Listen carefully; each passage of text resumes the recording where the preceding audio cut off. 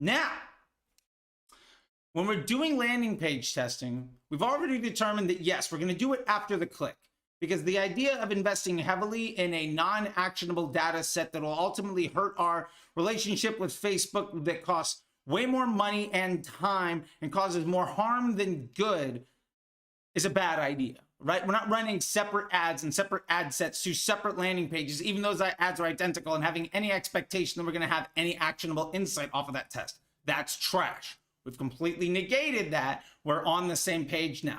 We're going to test after the click. Okay, what's the process? That's a great question. Let me tell you what I've done at 1,000 clicks a month and 5 million unique clicks a month. Fun fact, the process is the exact same. Why? Because it's just application of the scientific method. If you're using the scientific method, you're gonna be successful. There's a reason why science has been able to move people forward, and there's a reason why guessing isn't really great for you. Most people don't make it rich playing the lottery, but you can use science and better your quality of life pretty much overnight.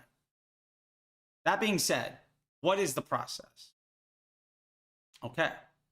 Step number one, we're going to get ourselves an after the click traffic routing piece of software or service. Again, Google Optimize, Optimizely, VWO. These are great industry standards. Some more expensive than others, some less adaptable than others. That's fine. Find the right fit for you.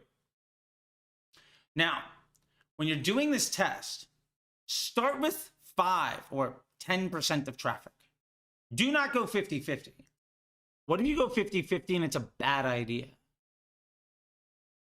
How long are you willing to burn 50% of your money because you think you've got a good idea, but you were wrong? No. Instead, do 5 or 10%. And the point here is, now me personally, if I have a lot of users, or I can spend a lot of time to get to an answer, I'm going to start at 5%. If I have way less traffic, like maybe I'm getting 100 clicks a week, or I'm getting, 100 a day or something like that, or I need an answer much faster, in that case, I'll go 10. Now, from here, what we're really doing is we're looking at the bounce rate and the conversion rate of these sites. The bounce rate's tremendously important because remember, if the bounce rate is high, Facebook is going to start charging you a higher CPM to run your ads.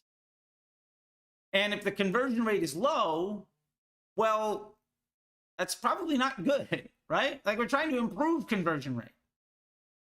So if your bounce rate is more or less even, and your conversion rate is better, and it holds, then we can move to the next step. Now, for me, I'll go 5 to 10, or I'll go 10 to 25. Basically, I go 5%, 10%, 25, and 50.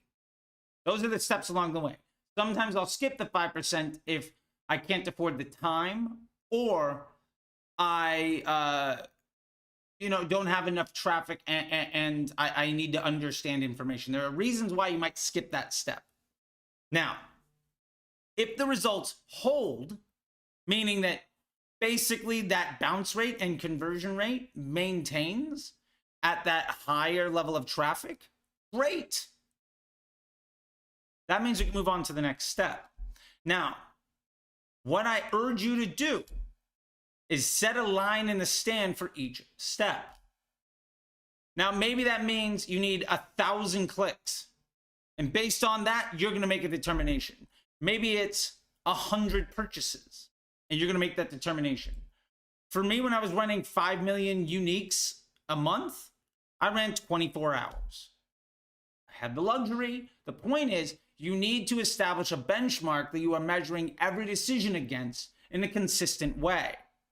Now, generally, I'll even build out a doc that basically says, at this thing, at 1,000 users, or like 1,000 clicks, what did better? At 100 sales, what did better? In 24 hours, what did better, etc. Those types of things.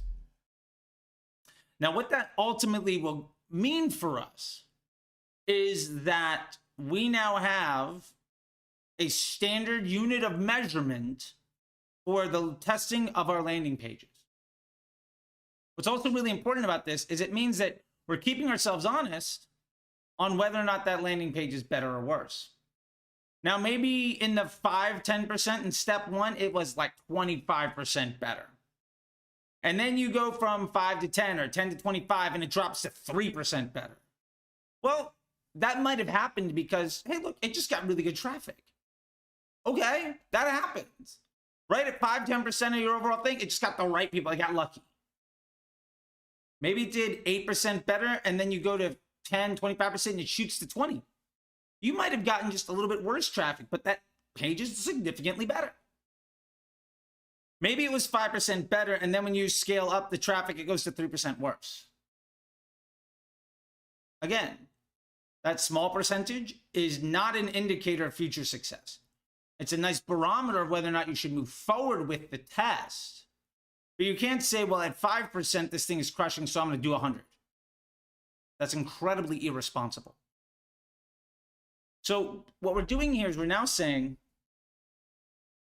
if the ad holds, if that landing page, holds at 50% of traffic, now we're just going to make a wholesale swap and start the test over. Now, there's two things I really want you to be cognizant of here. Number one, that page is not just getting traffic from Facebook.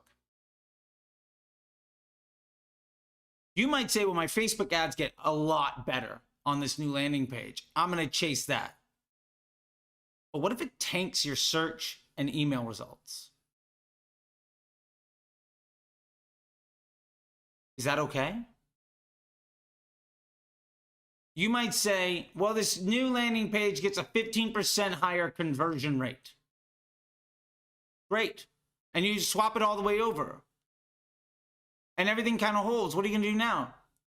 Maybe it's time to address your testing roadmap and understand what are the next creative tests that you have ready to go. Can we prioritize the ones that are more closely aligned with this new look and feel of the landing page so we can lean into that user experience? That's probably a really important thing to do. The other thing here is, I will never not be testing this. As soon as I go from 50 to 100%, I immediately start the next test.